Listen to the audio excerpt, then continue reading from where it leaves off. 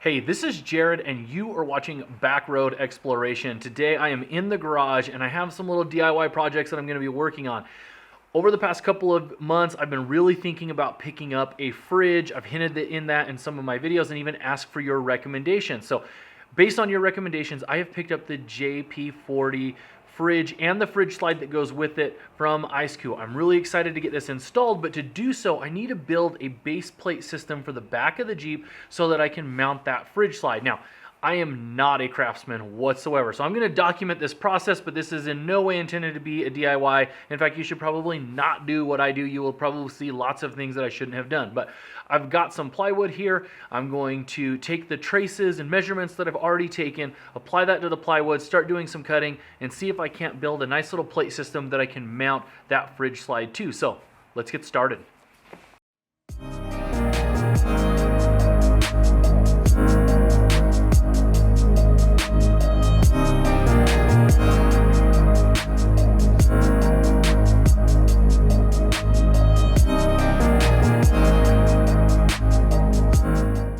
So you can see I've got this nice big piece of plywood here. I have another piece just in case I screw things up. But the first thing that I did is I actually made a template out of cardboard. So I'm going to put this piece of plywood down, put that template down on top of it, and trace it out. Now this piece of cardboard is much more accurate. I have cut it down to size. Outside of this front edge here, I will not be using that to make the measurement for the front cut, but everything else is very accurate. To get around some of the plastic housing inside the Jeep, and then over on this side is to get rid of the factory subwoofer that I have in the back. So I'm going to trace this and then start making some cuts.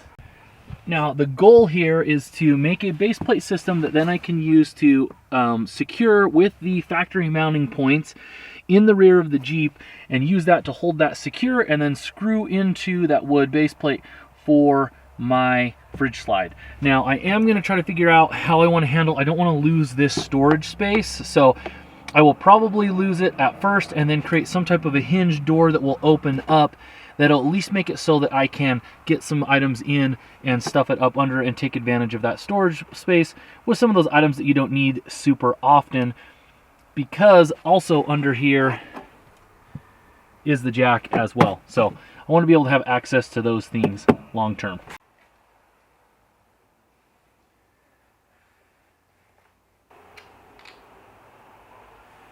5 inches. I was worried about this line. This isn't a super straight cut on the cardboard here, but it's actually much better than I thought. I should be able to use it to cut this. I have it mounted here on this table. Probably should have it a little bit more secured to the table with some type of a clamp, but I couldn't find one that would work with the base table I have underneath there to cut with. So it's fairly stable and I should be able to safely do this, but we'll see how it goes.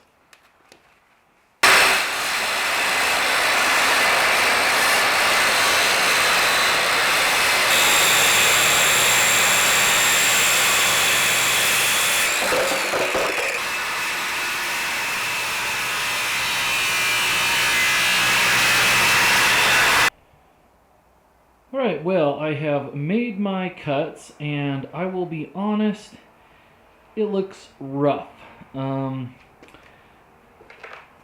Time to go do a little test fit and see how off I am. Something is hanging it up top.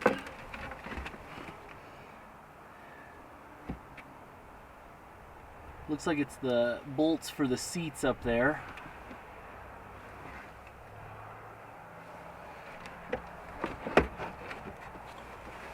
And about an inch off.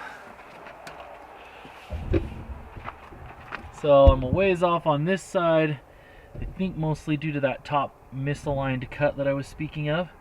And the top up there is running into more stuff than I was anticipating.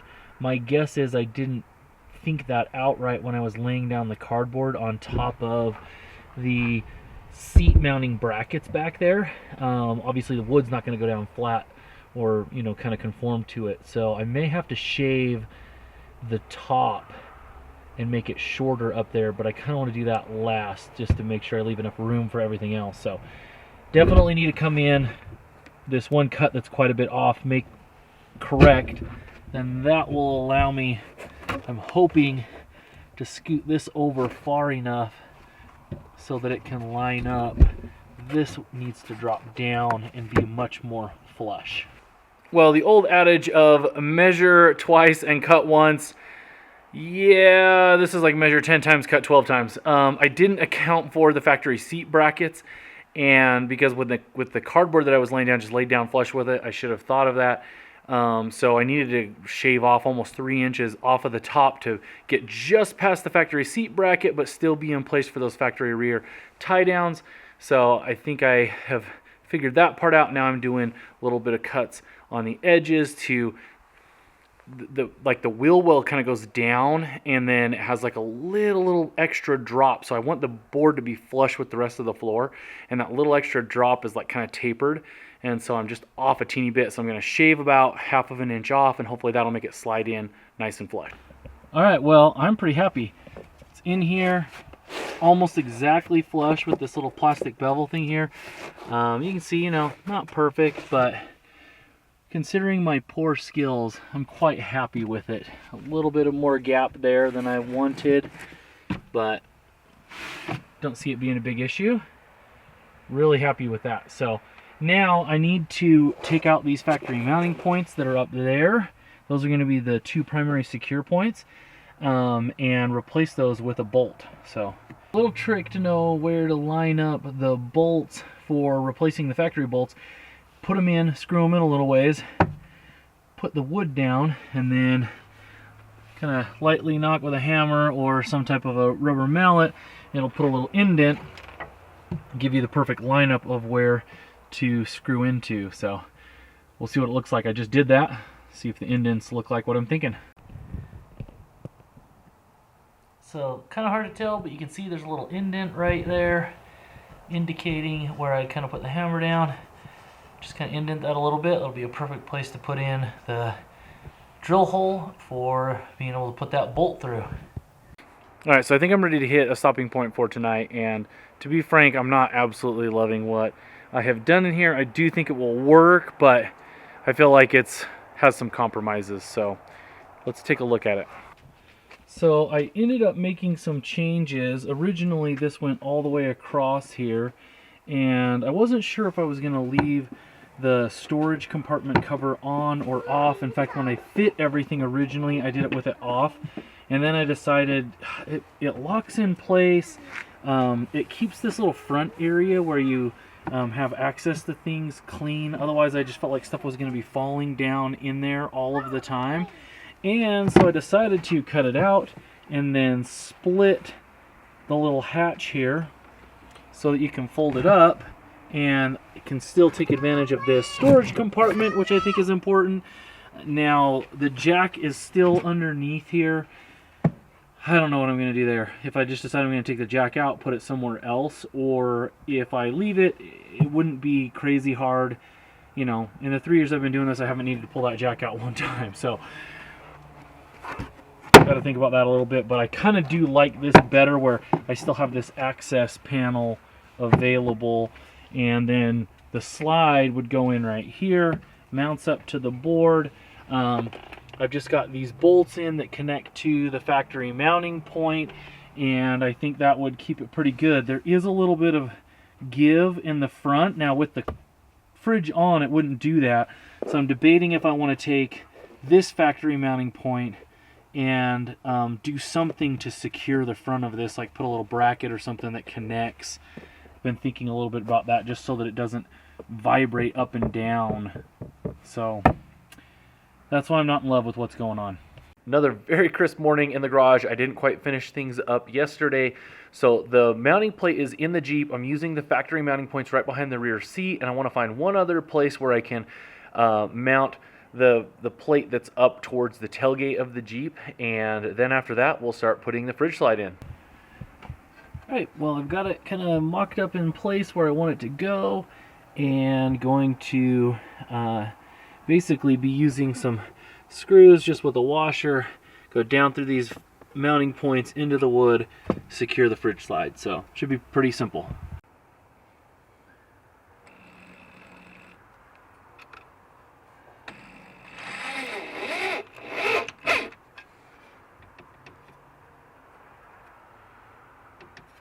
I've got everything installed. I've got the cover on. The slide is all mounted down. I'm really excited about trying and testing out this new setup. Now, it does limit my overall capacity inside the Jeep. The fridge in its setup is larger than the cooler that I was using in the past. So and I can't stack directly on top of it. So I'm gonna be installing a cargo rack that goes above it that connects to the roll bars from Eagle Manufacturing. I'm really excited about this. This is something I've been toying with for a while to help take care of the pyramiding effect. As your gear piles up, it kind of pyramids. You're not taking as good of advantage of that upper space. And so I'm hoping by having that tray there that I'll be able to take good advantage with some boxes there. Now, one downside of all of this is these Red Rock 4x4 hanging storage bags that I've had here. I've been running those this year and I really like them. They're really convenient for stuffing clothing and other gear items, quick access things that you need, but they're going to be in the way of that rack. So I'm going to pull them out. I may be able to find a way to repurpose them within the Jeep in another area. We'll see about that. Absolutely love these things. Highly recommend picking them up, and you can pick them up at extremeterrain.com. So let's get started on this Eagle Manufacturing tray. Quick look at the next piece of the interior puzzle. This is the Eagle Manufacturing cargo basket. Essentially utilizes the bolts that mount down the hardtop to make a bridge system tray that goes across the interior of the Jeep and helps you take advantage of the top portion of the cargo space. So excited to start putting this thing together. I've just finished reading the instructions on this Eagle Manufacturing basket. Looks really simple. There's a left side, a right side, and some mounting hardware that connects those to the basket that goes across. I'm going to unscrew the factory hardtop mounting points, take those out, replace them with the hardware included, and attach the left kind of ramp and the right ramp that are going to then attach to the basket. Should be pretty simple. Let's get going. Using the factory bolts, I'm going to basically put them right through the already drilled holes, back in, mount these up. It says leave them loose, so I'm sure so you can make some adjustments with the tray when you're ready to install it.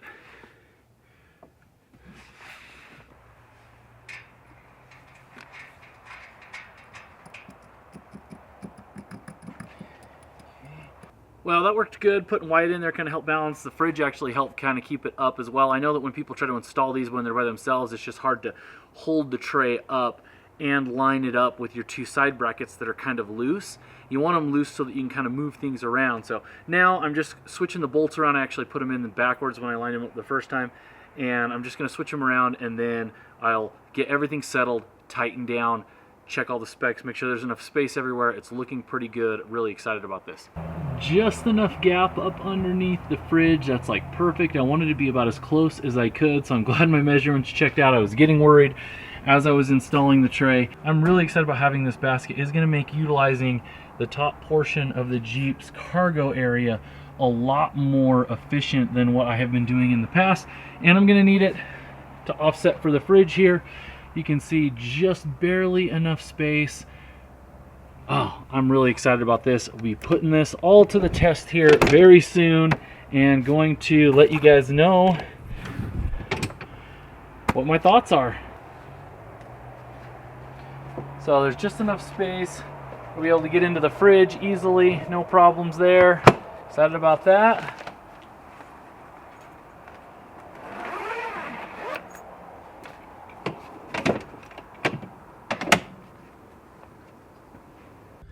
Well, that is going to be a wrap on this upgrade to the rear cargo area of the Jeep. Thank you so much for watching.